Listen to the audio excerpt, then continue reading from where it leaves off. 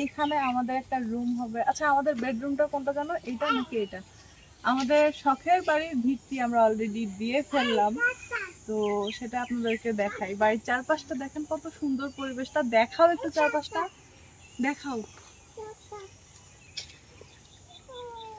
দেখতেই পাচ্ছেন তো, পাশে এই যে বাঁশ ঝাড়ু আছে। আর এই যে আরেকটা জিনিস দেখাই আমি,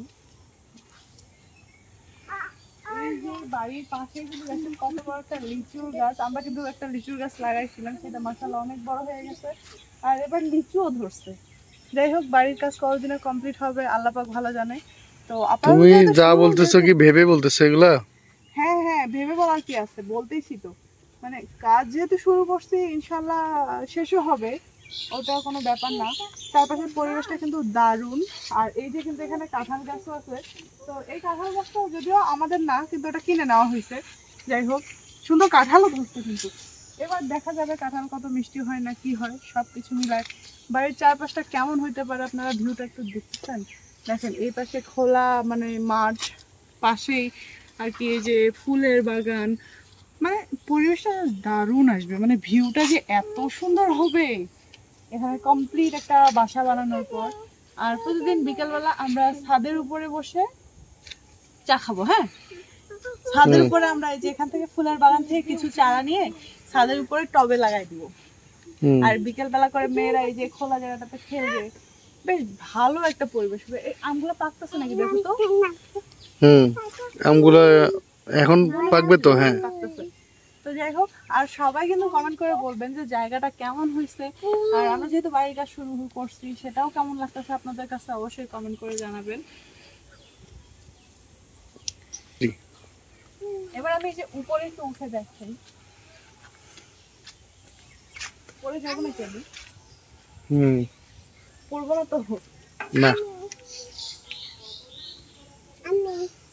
এই যে ইনশাআল্লাহ ইচ্ছা আছে যে দোতলাটা কমপ্লিট করার আগে আমরা আর কি দুইতলাটা মানে নিচতলা কমপ্লিট করার আগে দোতলা কমপ্লিট করব। তো সেই অনুপাতে আগাচ্ছি, দেখি কতদূর কি হয়। আর এখন তো মানে বর্ষাকাল, এখন কাজও শুরু করা যাচ্ছে না, যার জন্য আর কি আপাতত স্থগিত আছে বাড়ির কাজ। দেখতে তো পাচ্ছেন একদম ঘাস টাস গজায় গেছে মাটির মধ্যে। তুমি উঠবা? উঠো না, উঠো না, নিচে নামো, নিচে নামো, নামো, পড়ে যাবে তো, পড়ে যাবা। এখানে উঠবা? আসো, এদিকে আসো। নিচে নামো, পড়ে যাবে। উপরে উঠো না, আসো নিচে নামো। এই জায়গাটা কিন্তু একটা ব্যালকনি হবে, ঠিক আছে? এটা একটা ব্যালকনি হবে, আর ব্যালকনির পাশেই কাঁঠাল গাছ, দেখতে অনেক ভালো লাগছে। আমার মনে ধরো না। আর এই যে বাড়ির সামন পাশে কিন্তু রাস্তা, পরিবেশটা মাশাআল্লাহ ভালোই আছে। আর আমাদের জায়গা যেহেতু অল্প, সেই ক্ষেত্রে বড় প্ল্যান করে কিছু নেই, অল্প জায়গার মধ্যে ভালো কিছু করার ইচ্ছা আছে। আচ্ছা, যাই হোক, এখন আসি মেইন টপিকে। এই যে জায়গাটা দেখতেছেন, আমার আইডিয়া এই জায়গাটা 3 শতক হবে, 3 শতকের মতো, ঠিক আছে? এখন কথা হচ্ছে 3 শতকের একটু কমও হইতে পারে, জায়গাটা দেখে মনে হচ্ছে। যাই হোক, যেমনই হোক,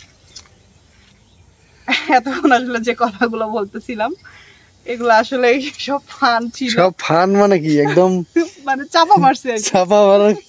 যদি বর্জের বাড়ি আসতো না এখন, এই জায়গাটা তাহলে খবর খারাপ করে দিত আমাদের। কিন্তু আমাদের জায়গাটা আসলে এই পরিমাণে হবে। আর আমাদের জায়গাটা যেরকম যেহেতু একটা ফাঁকা এরকম জায়গার মধ্যে, আমাদের বাড়ি করলেও কিন্তু এরকমই দেখা যাবে। জায়গাটা অনেকটা ভালো লাগতেছিল, পরিবেশটাও দারুণ, ভিউটাও ছিল দারুণ। তাই একটু মনে হলো যে নিজের একটু মানে বাড়ি ভেবে একটু কল্পনা করতে কেমন লাগে, তাই একটু কল্পনা করলাম। আর এটা আপনাদের সঙ্গে একটু। বালু ধরছো কেন? দেখো বালু ধরছো, এই বালু ধরে নেবো, তাই এটা আর কি আপনাদের সাথে একটু শেয়ার করলাম, কল্পনা করলাম।